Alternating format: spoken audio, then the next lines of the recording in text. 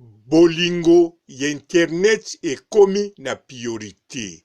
Bandeko sikoyo kolinga koluka molongani, en tout cas na internet ekomi na priorité. Pamba te lokola bokono oyo eza ko circuler kotambola ekomi na ekenge, en tout cas ndeko mwasi ozali koluka mobali, ndeko mobali ozali koluka mwasi, ozala elenge mobali, ozala mokolo, en tout cas priorité ekomi mingi na kati ya net. Bokotala partout, ezala na Facebook, ezala na ba groupe WhatsApp, ezala place nyonso. Bobosa na pete na sous les baoba wana ezali original 100% congolais, kuna basi na mibali bazali deja kozela. Yango wana bandeko mokote ayoka soni, ayeba ki priorité na moma oyo ezali nete. Yope ndeko soki balingi yo na kati ya Facebook to na réseau mosusu, en tout cas ndeko soko boyi mutu wana intil o bloqué ye. Yope ndeko soki ba bloqué yo te, intil o harceler mutu oyo aboyi yo. Mbote ba papa, ba mama, bandeko. Mbote ba rando na ba randonnette.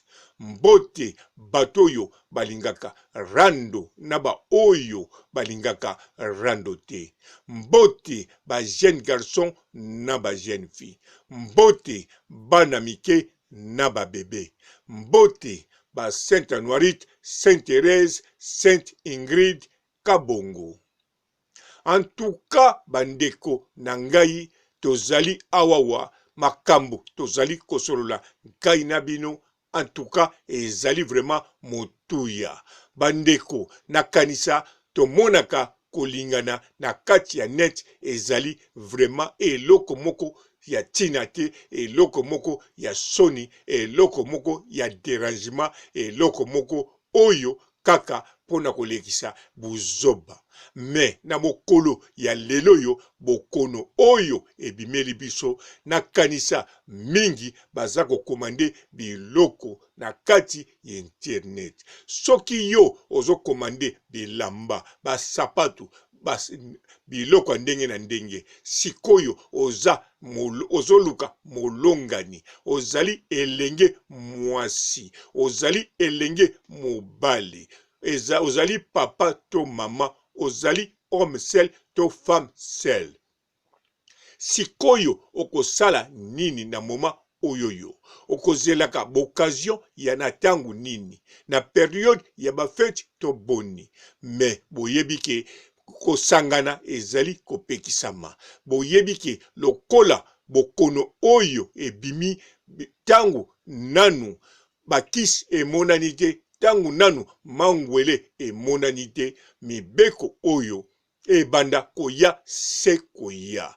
Yango wana bandeko orie yozela bakis emonana sima mokili ezonga ndenge zalaki, bongo obanda koluka molongani, me ezali malamu banda kolinga sokoza na posa ya molongani na ba Facebook, na ba WhatsApp, pe na ba réseaux sociaux oyo ezali ebele. To bobengi na telefone ya ndeko na biso sous les baoba oyo asalaka ba émission na YouTube. Ye aza deja na paquet ya bana mibali, paquet ya basi oyo bazali deja koluka ba molongani.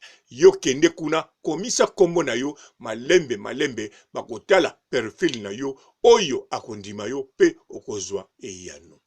Alors ndeko mwasi bino bokanisa teke foko zela mwana mobali aya kolinga yo. Non, ezala toza babantu, ezala toza soki banani. En tout cas ndeko mwasi biloko wana eza mabete. Mais soki olandaka ki bantu à 100% te, pourquoi pas na likambo etali bolingo pe olandango na 100% te. Yo mundeko mwasi okoki pe koluka mobali osepeli otie litoi pe olobi osepeli na ye. Oyo akoloba na yo, yo etali yo te, pamba te oza pe na droit ya kolinga. Soki alobi toza babantu me yo yebaki wana ezali loba ya solo elobamaka me babantu balataka mangwanda me biso bantu oyo yo kotia litoi na kanisa tango kolobane olati nini orien aloba kaka na lati pantalon me akoloba yo kanisi eloko nga na lati ezanga kombo en tout cas wana eza kibantu te po biso na kibantu griffe na biso eza lingwanda soki batuni yo olati nini olobi na ngonga oyo na lati poso ya ntaba moso alobi non ngai nazala oyo ya léopard wana balobi en tout cas oza elombe mobali yo penzo lataka kaka baposo ya léopard omoni na biso babantu yango wana na likamba bolingo soki olandi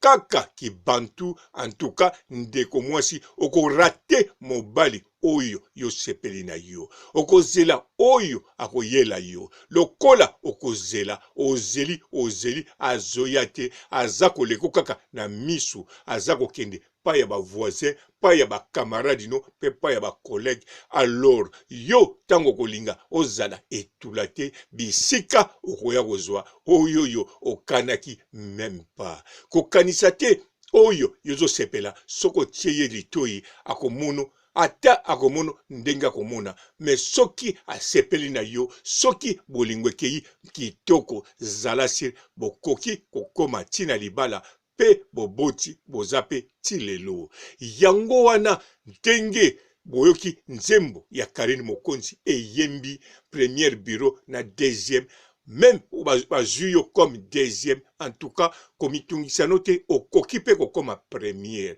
ponga na yebi ba deuxième ebele batikala ba première mabala pe ekufa bien sûr ba première batikala toujours ba première po ba deuxième mingi ba yaka kaka na makambo oyo ezalaka ya bango te mais soki yo okei original ndengo zakaka original sans bakisa sans kolongola mobali soka mesani no bongo en tout cas akozala na yo okoki pe kokoma première ou bien bokoki kozala mibale mais na tindi te osala yango na zakaka kolobaki ndengo za wana oza na chance ya kozwa mobali yo moko obanda ndeko mobali yo pe tia litoi ndenge bomesana na ndenge ya kitoko to na ndenge olingi me bolingo sikoyo toluka yango na net kaka nde tozala na compréhension na respect ya mutu oyo yozali kolinga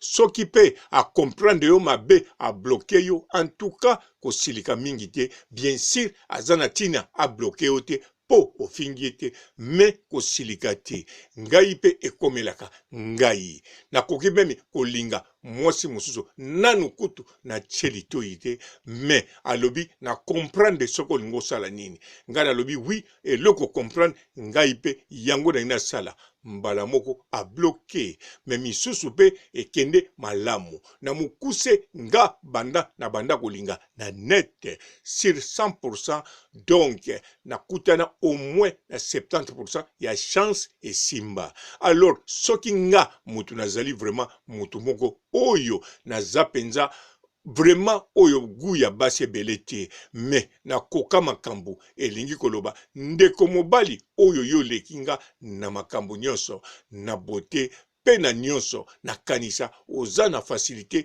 ya kozwa molongani ya kitoko pe ya kimia bozala ti bisika bokokende yango wana bandeko mobali mibali ndeko basi net oyo yango mutu ekomi eloko ya liboso ya kolinga ya kozwa bolingo pe ya kozwa molongani oyo bokoki kovanda na ye tiliwa bokanisa te bolingo ya internet ekosuka kaka na internet non internet ebandi sika me bolingo yango ekoki kokoma ti kikoko d'avance na mokili oyo lelo babolingo ebele po eleka 10 ans 20 ans ekozala likambo.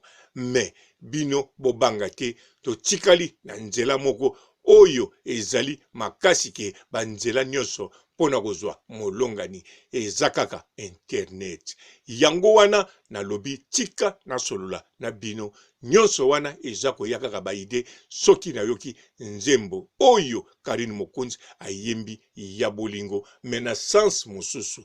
Yango ngai pe na zakaka kozwa baide pona na sala bemission na sens mosusu pote tolobela kaka bolingo to produire kaka bolingo pe e continuer. Alors na pesi pe mbote na mutaliboso a blokangai ye en tout cas ayokaka lingala bien petite sœur na yepe ayembaka kitoko. Bon nyonso wana eza nango kaka normal na kanisa bisika za ayebi parce que yende mutazali producteur soki manager nyonso ya petite sœur na ye me ablokaki nga kaka pona litoi na salaki eloko mosusu te kaka na lulaki ye pe na pesaki ye nde maloba ya bolingo na sukisi awa fiancé na nga pe aza koyoka nga me ayebi ba dossier wana ndenge leka. Fiancé na nga zala calme bisikoza na yebi kozalaka toujours calme. Bon Béatrice calme, gros bisous, ciao. Bonjour fidèles internautes de www.elengiakomba TV. Bonjour, bonsoir, balandi nyonso ya Elengi ya Komba, Congolaise TV. Bon, belé partout dans le monde, partout où vous êtes, partout où vous êtes, Elengi ya Komba TV vraiment. Bonjour, bonsoir, na abonné ba fa nyonso ya Elengi ya Komba Congolais TV. Bonjour à mon boss, on a appelé ça vraiment un pandi. Bonjour à mon boss, JP Kiama. Je salue mon boss Balobi, boss de boss Babi, JP Kiama. Bonjour, na Elengi ya Komba Congolais TV vraiment. Ngamo na zana chaîne ça qui toko ya boss na JP Kiama ta ay boss de boss ya ni ya danger. Donc ba ça tolo la zaki. Ya boss na biso JP Kiama nzambe na ngai ba boss bazali ba boss bazali JP Kiama le boss des boss. Napesi d'abord bonjour te ba mbote belé na mo boss JP Kiama wana na kozangisa ote donc na ko lekate sana napesa mo boss JP Kiama boss des boss. Bon, belé partout dans le monde, partout où vous êtes, partout où vous êtes, Elengi ya Komba TV vraiment. Bonjour, bonsoir, na abonné ba fa nyonso ya Elengi ya Komba Congolais TV. Bonjour à mon boss, on a appelé ça vraiment un pandi. Bonjour à mon boss JP Kiama. Je salue mon boss Balobi, boss de boss Babi, JP Kiama. Bonjour, na Elengi ya Komba Congolais TV vraiment. Ngamo na zana chaîne ça qui toko ya boss na JP Kiama ta ay boss de boss ya ni ya danger. Donc ba ça tolo la zaki. Ya boss na biso JP Kiama nzambe na ngai ba boss bazali ba boss bazali JP Kiama le boss des boss. Napesi d'abord bonjour te ba mbote belé na mo boss JP Kiama wana na kozangisa ote donc na ko lekate sana napesa mo boss JP Kiama boss des boss.